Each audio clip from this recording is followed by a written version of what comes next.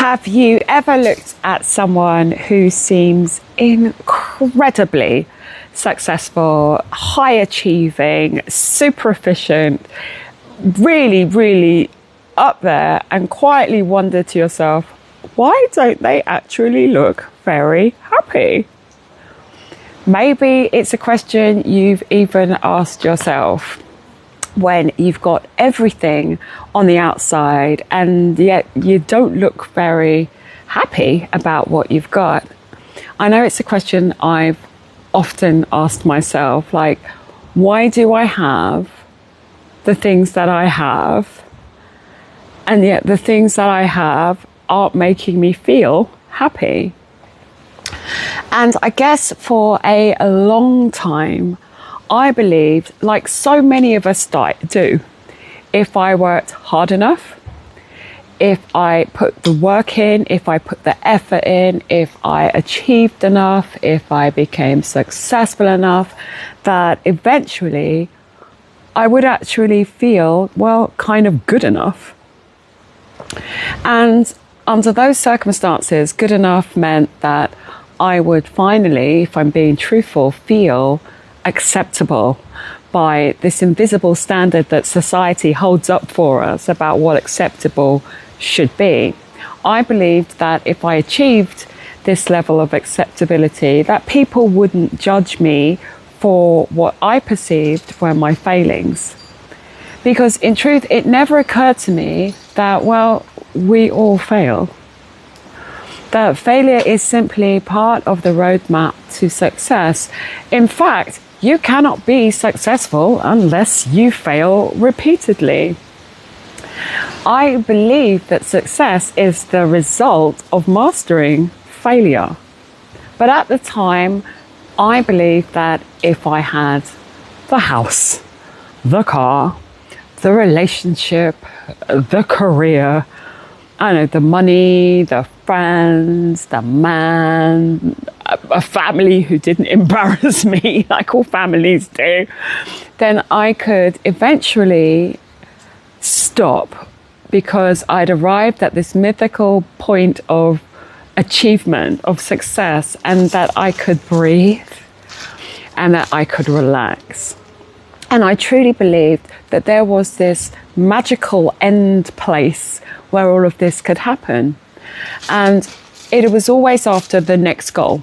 And the strange thing was that every time I reached a goal, I'm not going to lie, I felt a very brief moment of elation, of appreciation, of validation. I recognized in myself that I had achieved something that other people might admire, because we all want to feel like we've done something good. And the idea that I had achieved something that could be recognized by others felt good for a moment. But it never lasted. It didn't stay with me. I never really truly felt satisfied. I never truly felt full. I never felt good enough, because somewhere, I guess deep inside me, there was still a very frightened little girl who was terrified that someone was going to discover my secret, that somebody would realize that I was a fraud, I was an imposter, or that somehow I just wasn't worthy of whatever it is that I thought I was supposed to be worthy of. So because of these self-sabotaging beliefs, there was always another mountain to climb. There was always another qualification to strive for, to achieve. There was always another project that I was working on, another reason to just keep going, either running from something or running towards something. I could never quite figure out what I was doing. But looking back now, I actually don't think I was chasing success. I think I was chasing the feeling I hoped that success would give me. So I think I was chasing safety. So what I've come to understand through both my work and my personal experience is that success and safety are not the same thing. They are completely different. Sometimes success is simply the most socially rewarded form of survival. Now, I want to be really, really clear. There is absolutely nothing wrong with having ambition. There is nothing wrong with being passionate about what you do. I love ambition. I love figuring things out. I am competitive as hell. There is nothing wrong with wanting to build a meaningful career.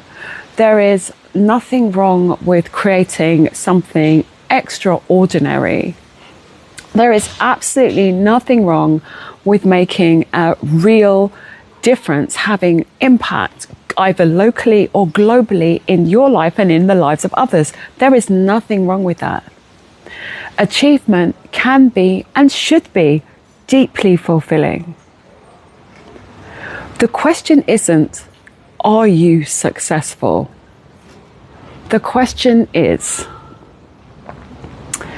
why are you driven to succeed? One of the things heart alchemy has taught me for sure is that our nervous system doesn't just adapt to survive difficult experiences. It doesn't adapt just to survive difficult experiences. It also learns at the same time. It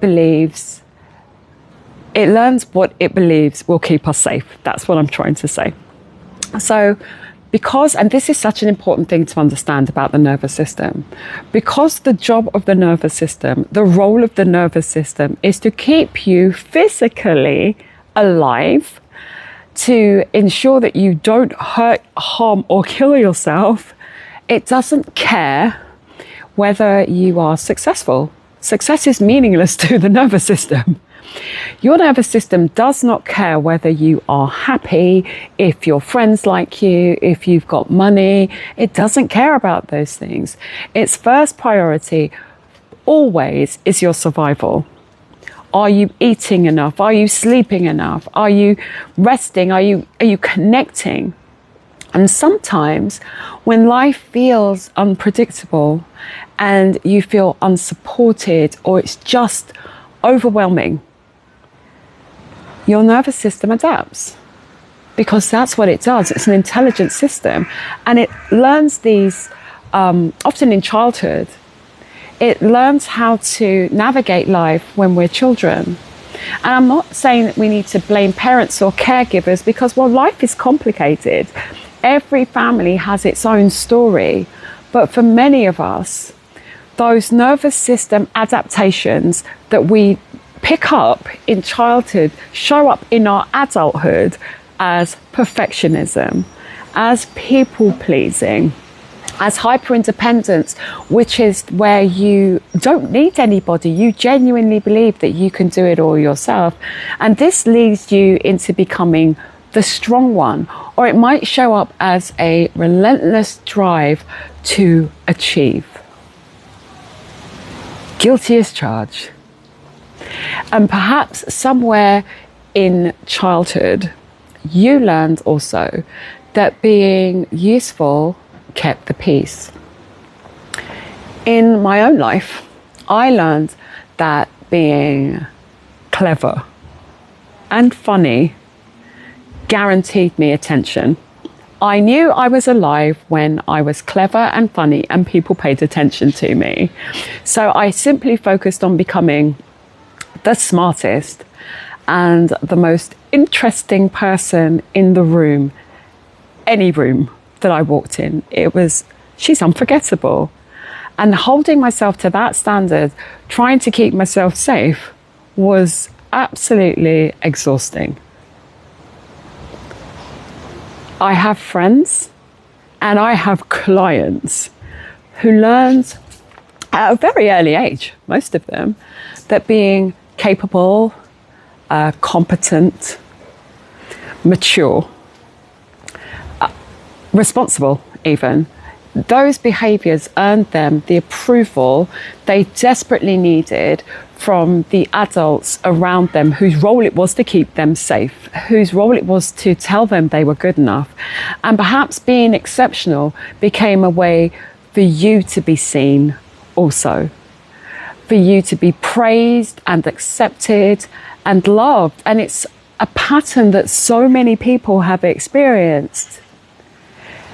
And it's unfortunate, and it shapes us in ways that we don't want to be shaped. So if any of this feels familiar, success may slowly have stopped being something that you actively chose. And instead, it became something your nervous system came to rely on. The promotion isn't just a promotion. It feels like validation and acceptance and security. You may not be able to articulate it, but that's what it really feels like. And sometimes recognition doesn't simply feel rewarding. It feels necessary. When being productive, you're being productive because it makes you feel safe. And that feeling of safety, which means slowing down, because you feel safe, because you're productive, rather, let me explain myself correctly, slowing down can feel surprisingly uncomfortable. Not because you don't want to rest, but because your nervous system has learned to associate doing, being busy, with surviving. And I'm not going to lie to you.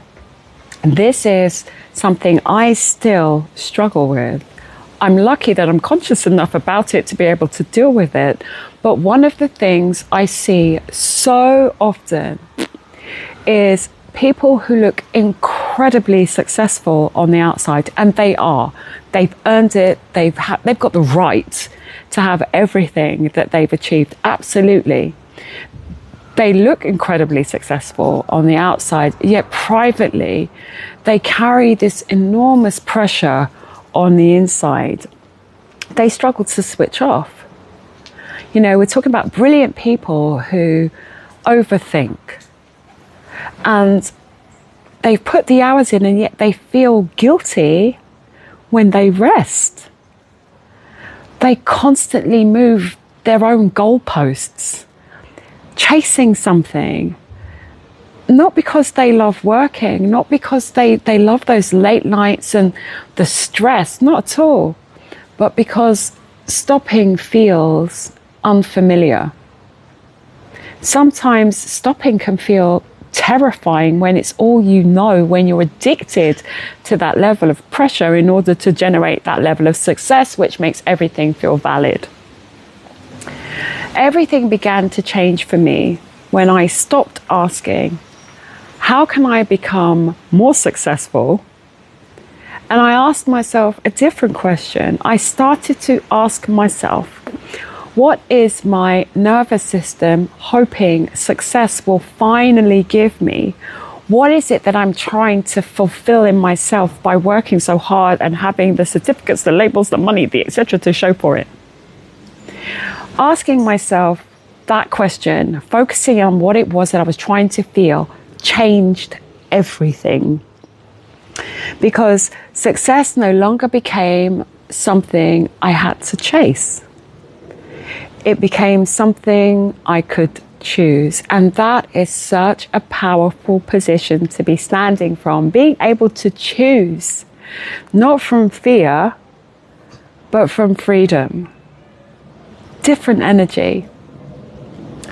One of the most important things Neuro Heart Alchemy has taught me is that our nervous system adaptations, and they are adaptations, are incredibly intelligent. They help us survive. And I absolutely love them for that reason. They are our younger selves doing the very best they could in that moment back then to keep us safe. And I think that's beautiful. It's a testament to our resilience and our ingenuity. But the problem is, I am not the child I used to be. And many of our adaptations help to make us create these incredible, remarkable lives. And that is to be celebrated. And so therefore they deserve compassion, not criticism. But again, I am not the child I used to be. You are not the child you used to be. Yet you deserve compassion, not shame. Our adaptations were never meant to become our identity, and that is often where the problem comes in, where we start to believe that the behaviors that we've used in order to keep ourselves safe are actually who we are. And when we place all of our worth, our belonging, and our safety on external achievements, things outside ourselves that we can produce for others to look at, success in and of itself becomes absolutely exhausting. Now imagine achieving differently. Imagine achieving not because you are trying to prove to anybody, including yourself, that you're good enough, but because you already know that you are good enough. That is a very, very different way to live. Living from the perspective of I am good enough is liberating. So if today's conversation has left you thinking, that sounds a little bit like me, I'd love to invite you to take my free Neuro-Heart Alchemy Archetype Assessment. This is not a personality test. It's an opportunity, an invitation to understand yourself differently, to understand yourself from a new perspective. And you will find the link to this assessment, to the Neuro-Heart Alchemy Assessment, in the description below. If these conversations are helping you make sense of your own experiences, which I really hope they are doing, please do leave me a comment. I read everything and I genuinely love to hear your thoughts and to witness your experiences too. And if you would like to continue this journey with me, please subscribe to the channel if you haven't done so already. The Trust Archive is a growing library, my playlist, of conversations that are designed to help make sense of experiences that so many of us have carried for years. But we've never really had the words to explain them. And that's the purpose of the Trust Archive. Every video in the collection, as it continues to grow, explores another piece of what it means to be fully embodied in your human self through the lens of Neuro-Heart Alchemy. Perhaps success was never the problem. Perhaps the question was always, what was your nervous system trying to protect? Until next time, thank you for allowing me to be part of your journey.